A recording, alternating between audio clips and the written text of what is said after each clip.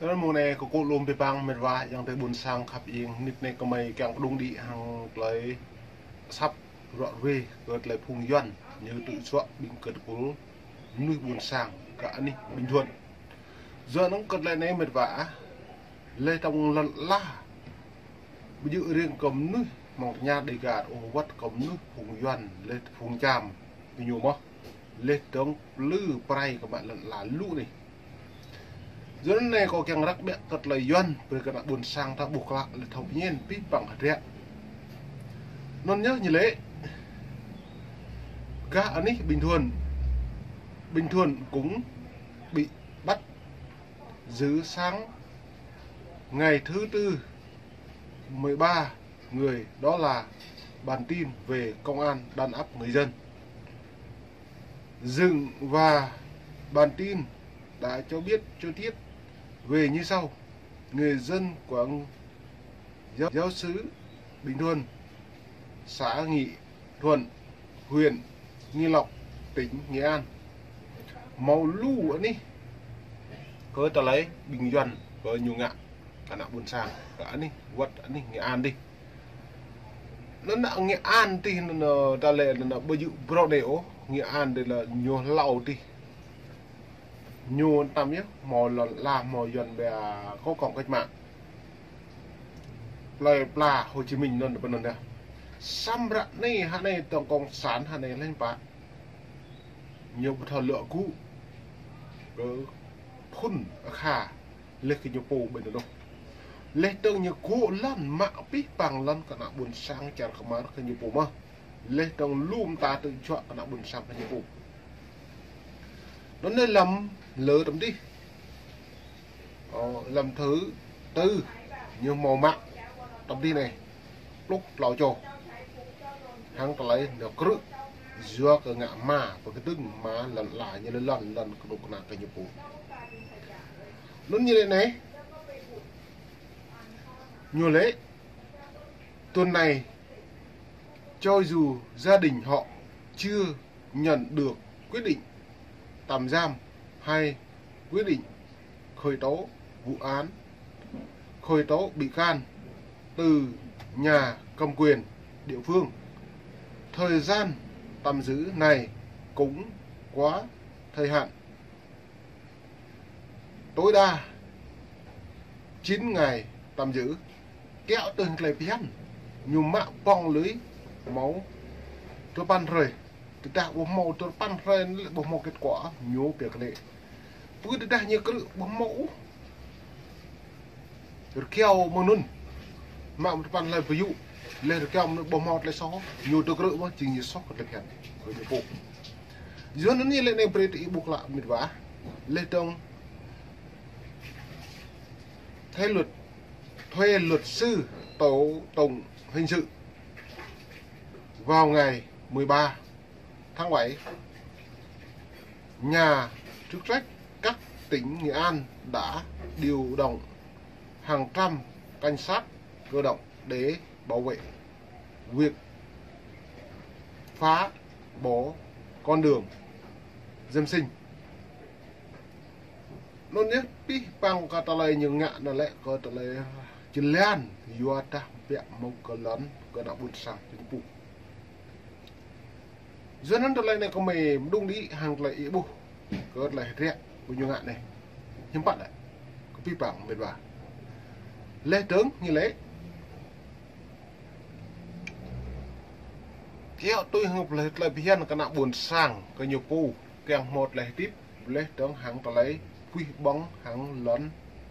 đập đà tìm đà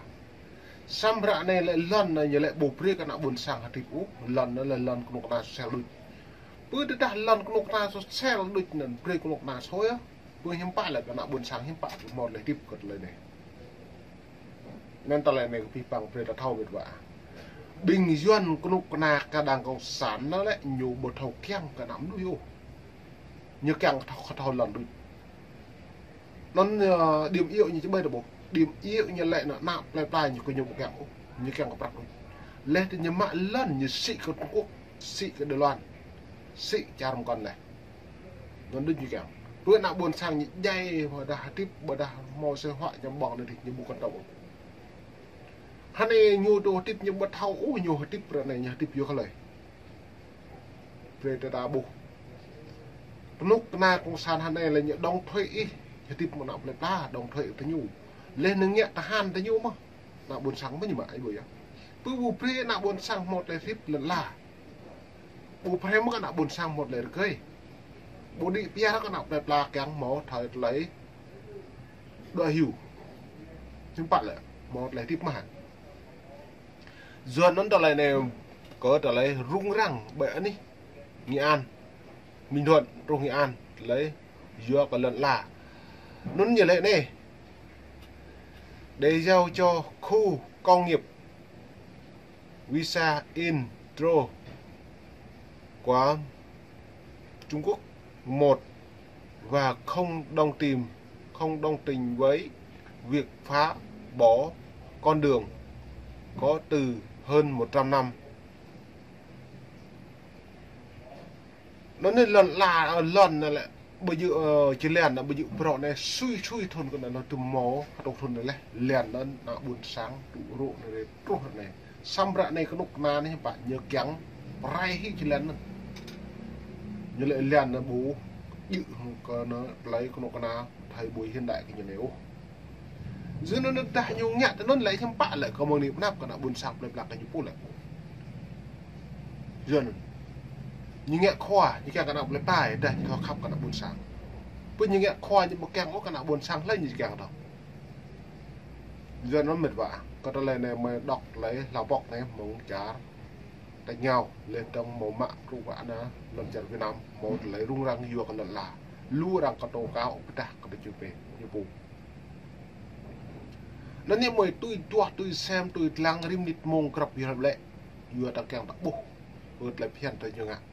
con nút cái na con sán này lại lâu từ nhiều chút lực bây giờ lực vừa có mi bây giờ lực vừa có brăng lực vừa có Trung Quốc này ngạ thay nhủ lực ray lần là cái nhà bù nào này plai nhà bù á rung tới nhủ bù hắn này nhớ ép anh nào buồn sang bục hộ, anh nào buồn sang nhớ bù dần bèn ép đừng cùng này. Hắn này thầu mà vậy này lần Tây Nguyên được đi nhớ lại dùng Tây Nguyên ta lại nhiều pre công ty mong Trung Quốc này, Đài Loan này, Hàn Quốc này, Nhật Bản này, nếu ngạ công ty nó thành lập công ty bể đi Bình Dương, Đồng Nai, Xuân Phước, lúa đi còn trong Sài Gòn, để bởi nhiều pre rằng nó ngạ công ty của mình. Nghe công ty vẫn gật nhiều plệ là nó xe khố nó keo này vài bực ni ra đây đào keo này đào nhố như dầu cây keo nên như nghe là a đà này về cái nào buồn sang ra nhiều lợi dụng rồi mình nó hai này như dòng thứ nuôi buồn sang mong tới nhà đầy gà đã các vùng nằm tỉnh Tây Nguyên tâm nhá rồi nó mạ bãi bình trăm ra là nhang phẳng nó mạ phẳng phá đi Đồng Nai Bình Dương à ít thao mới chính thuật như ngạn này chính thuật như ngạn nó lại nhiều pre anh buôn sang nó mạo phọ pi nó bờ đờ lợn là ý bộ kèng vào cái từng hàng nhiều đã lợn là cái nào buôn sang đã lần nó bù tôi lời như kèng chục kìa nhiều chục tôi nhiều cụ tôi nhiều mạ tôi nhiều xã giao từ con Trung Quốc ấy ít thao mà này cả anh đi đặc lắc buồn chơi lúa đi đã bộ mò xị nó lần nó chỉ lần sau như xị nó lần khói ta biết như cái này nè cái này tiền nó tông như xị hơn như ngã đây cả anh đi buồn chơi đặc lắc vui à đa tôi nhiều play lần mới nên tam nhá play đã 1 tỷ 2 tỷ tam nhá play lần như mặt đường luôn nào buồn sang ta hai này lại ta nó ngã mà cứ ngã mà lại thì cái ta một thảo điếu lê tướng hơn như đi mà ia theo như đi mà với ấy xị thì xị cà phê một thảo điếu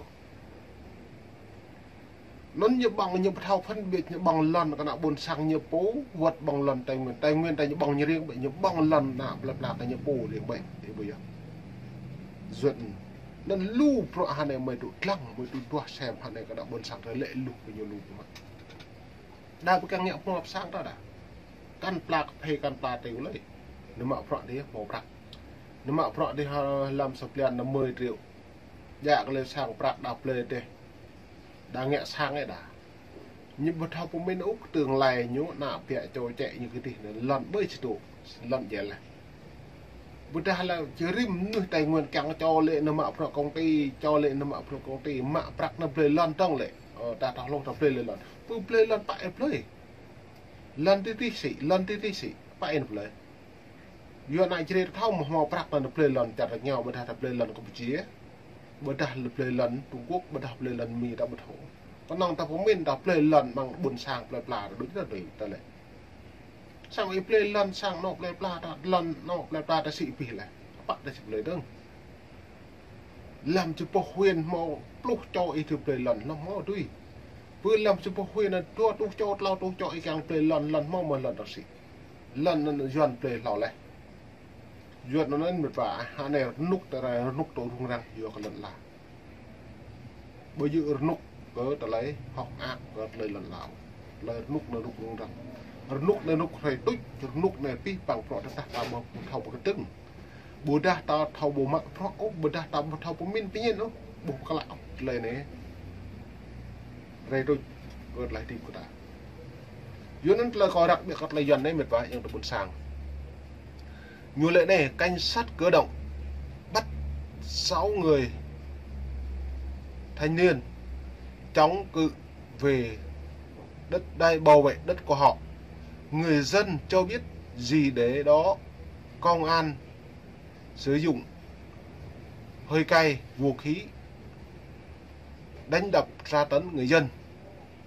Sau đó hàng chục người dân bị xịt hơi cay, thậm chí bị thương đi nhà bệnh viện ở khu Bình Thuận về tranh chấp đất đai chống cự với cơ động, công an, cảnh sát. Buổi dân nó bốc luôn ta hà này còn là buồn sang cái nhập cụ này lấy ru ra mang non vật nu không mè như thế nên mùa này có bắp nhé mệt vậy nhưng tới buồn sang khắp yên hôm nay vừa đã mong lại mà trả tự tục từng đến đúng mong nít mong mày bung đi hàng lời rủa đi gặp nít mong gặp lại